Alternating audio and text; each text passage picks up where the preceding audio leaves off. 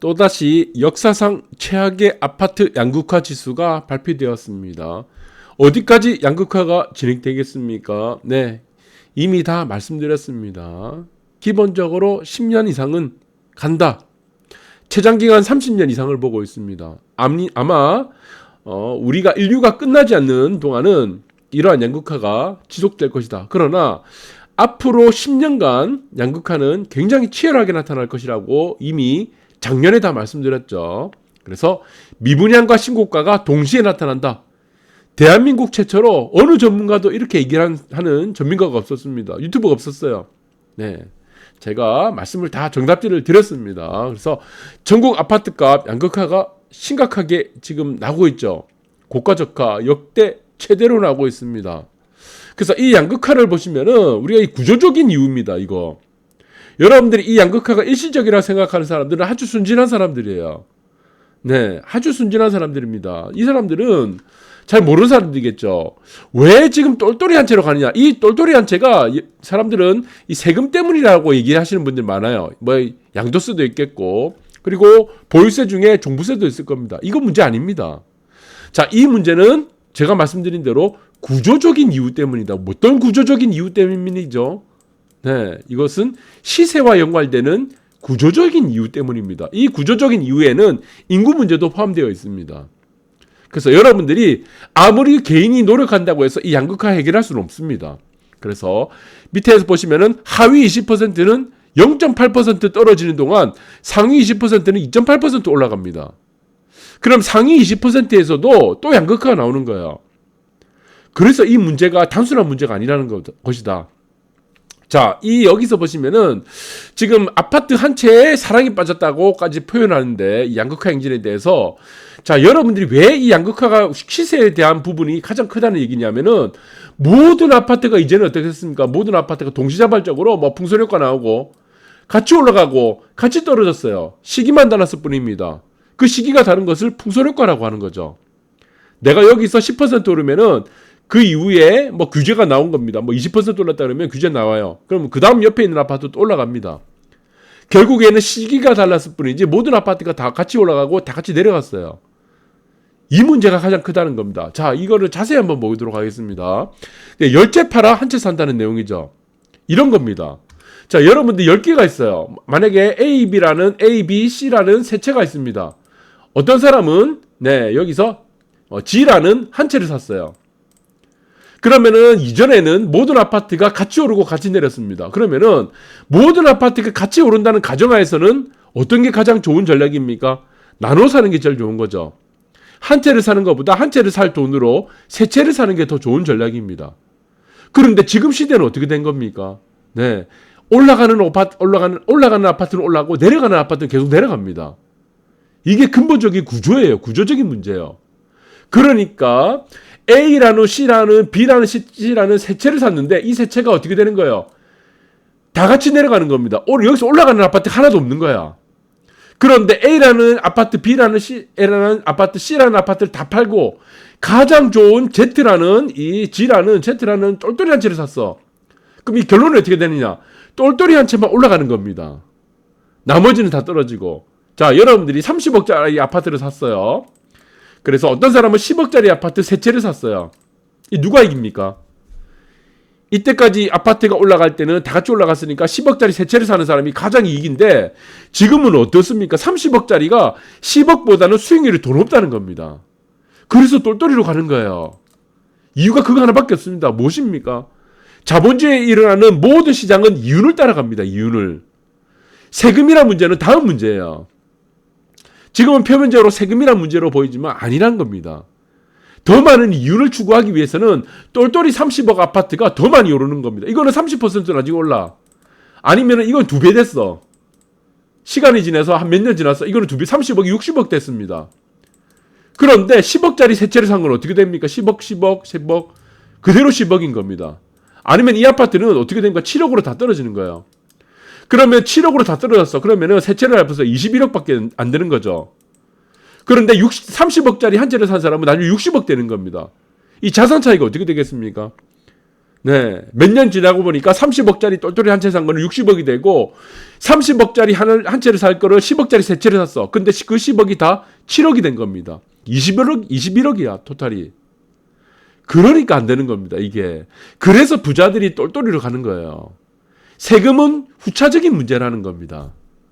자, 이 논리를 제가 말씀드렸죠, 작년부터. 작년 여름입니까? 작년 봄부터 말씀드렸어요. 신고가와 미분양이 겹친다고 그랬어요. 앞으로 시대는. 이거 안 바뀝니다. 절대로 가치 올라가고 가치 내려가는 시대 끝났어요. 가치 모든 아파트가 올라가고 가치 모든 아파트가 내려가는 시대는 겹치는 수가 있습니다. 그것이 아주 짧은 시간입니다. 나머지는 전부 다 양극화 기간입니다. 양극화가 되는 그런 시대라는 것을 여러분들이 잘 이해를 하시기 바랍니다. 그래서 마찬가지로 여기 있죠.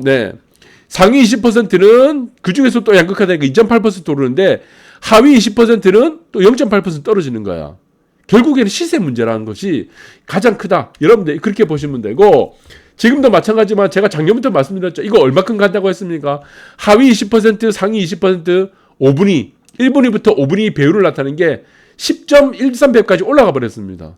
전세는 7.96까지 올라갔고, 이거 어디까지 간다고 했어요? 기본적으로 15까지 간다고 했죠.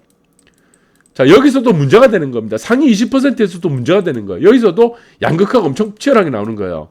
그러니까 여러분들이 지금 가장 이윤을 극대화시킬 수 있는 전략이 뭡니까? 가장 좋은 아파트를 한 채를 사는 게 가장 좋은 겁니다. 내가 두 채, 세 채 사는 것보다 돈 다 모아가지고 한 채 똘똘이 사는 것이 가장 이윤을 많이 남기기 때문에 지금의 똘똘이 전략으로 간다는 것이다. 똘똘이 그러니까 자꾸 오해하시는 분들이 많은데, 아파트를 얘기하는 겁니다. 그래서 이것은 모든 것은 무엇에 따라 이루어집니까? 따라갑니까? 시장은 항상 이윤을 추구하는 쪽으로 이동한다. 그것이다. 이게 이제 기본이다. 시세의 기본이다. 그래서 3억원 낮춰도 팔리지 않는데요. 3억원 낮춰서 이제 판대요. 자, 그런데 여기서 보시면은 강북 이해대입니다. 양천, 송동 이해대. 근데 송파가 들어가, 송파. 강남 3구잖아, 여기. 강남, 송파구, 강남구, 서초구. 그러니까 이 얘기는 또 뭐죠? 강남 중에서도 양극화 나온다는 거예요. 아까도 말씀드렸지만 상위 20%에서도 양극화 나온다고 했죠. 강남 중에서도 양극화 나온 거야. 강남 중에서 똘똘이 가는 거야. 강남에 두 채인 사람들이 어디로 갑니까? 만약에 두 채 있다.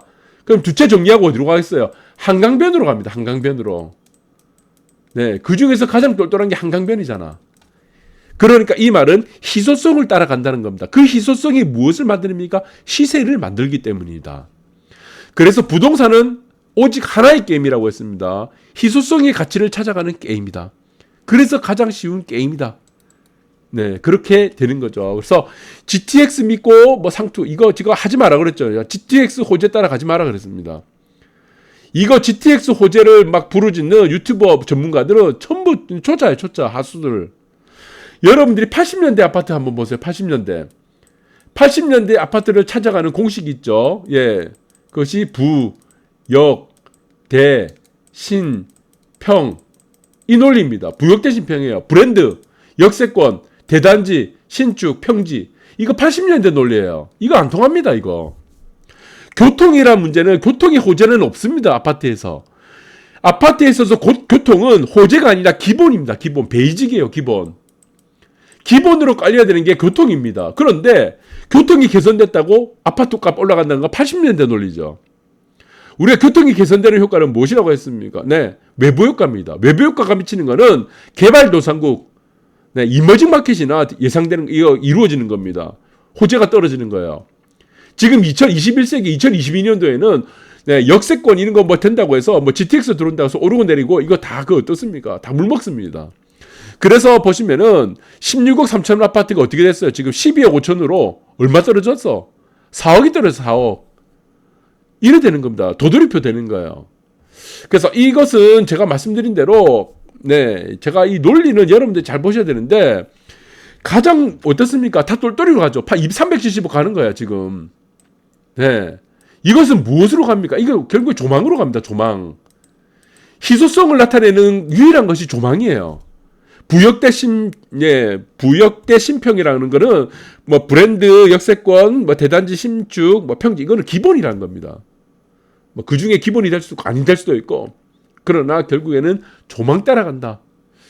그것이 나타내 준 것들이 무엇입니까? 이것이 결국엔 희소성이라는 부분인데 자, 지금 희소성이라는 부분들이 결국에는 우리 경제적인 우리가 여러 사건들을 보면 마찬가지죠. 포켓몬 이거 사람들이 왜 살려고 합니까? 희소하잖아. 사람들이 쉽게 살 수 없기 때문에 물량이 없으니까 이런 겁니다. 모든 경제에 일어나는 자본주의에서 일어나는 모든 것들은 희소성이 근본입니다.